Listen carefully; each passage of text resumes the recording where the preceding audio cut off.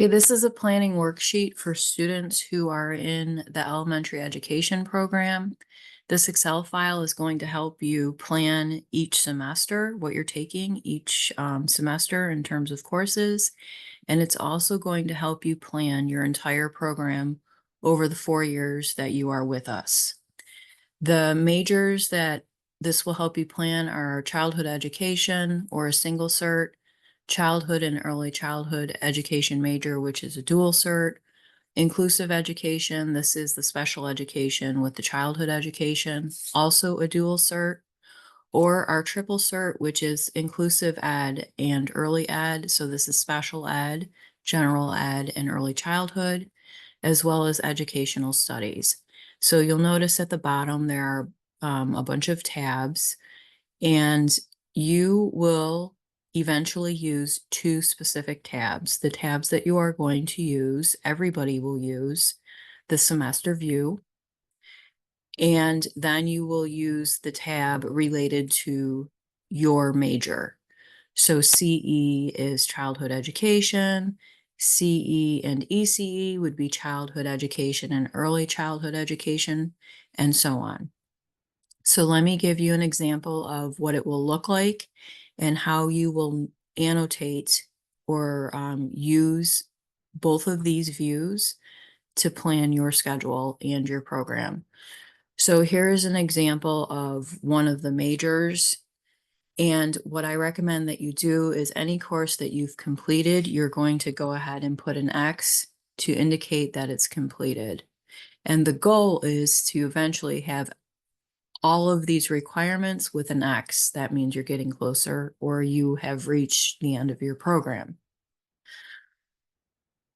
Then you're going to plan the current semester as well as project for future semesters. And how I recommend that you do this is use an F or an S for fall or spring, and then the year in which you plan on taking that course. So for example, fall 2024, spring 2025, and then it will correspond according to your plan. Now, maybe you're going to take summer courses, you can use SU for summer. One of the things that you'll notice is on every worksheet, all three of the concentrations are listed.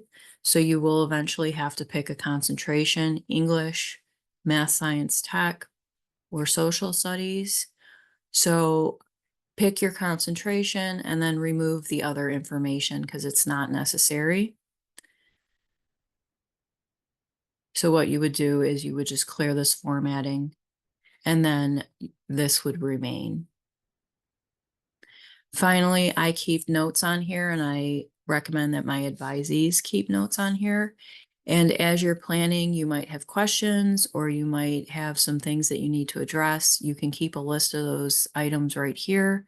And then when you meet with your advisor, you'll know exactly what you need to talk about.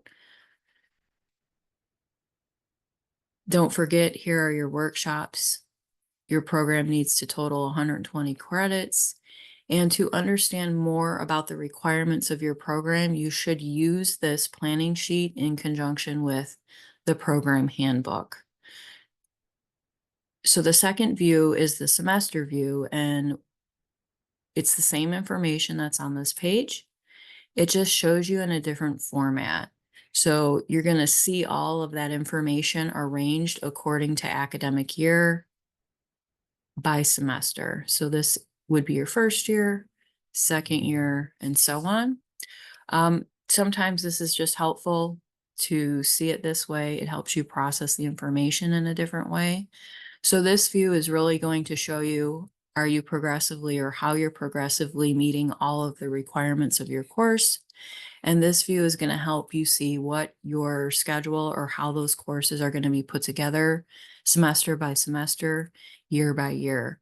So I recommend that you use this in conjunction with the handbook and our website for planning purposes.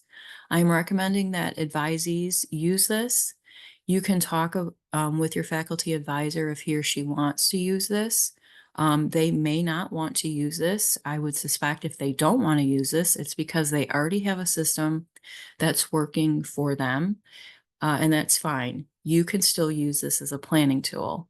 Now, I use this with my advisees, and what I do is I upload this file to my OneDrive, and then all of my advisees have a file specific to them. So only that advisee and me can access the file. And the reason why I like doing this is because it cuts down on emails and it keeps a running history of all of the things that we have addressed over the years so we can go back and refer to it if necessary. Keep in mind, this is not a perfect document. You do need to make sure that you're tailoring this as there are changes made to your program, and that should reflect current expectations or what's outlined in your handbook.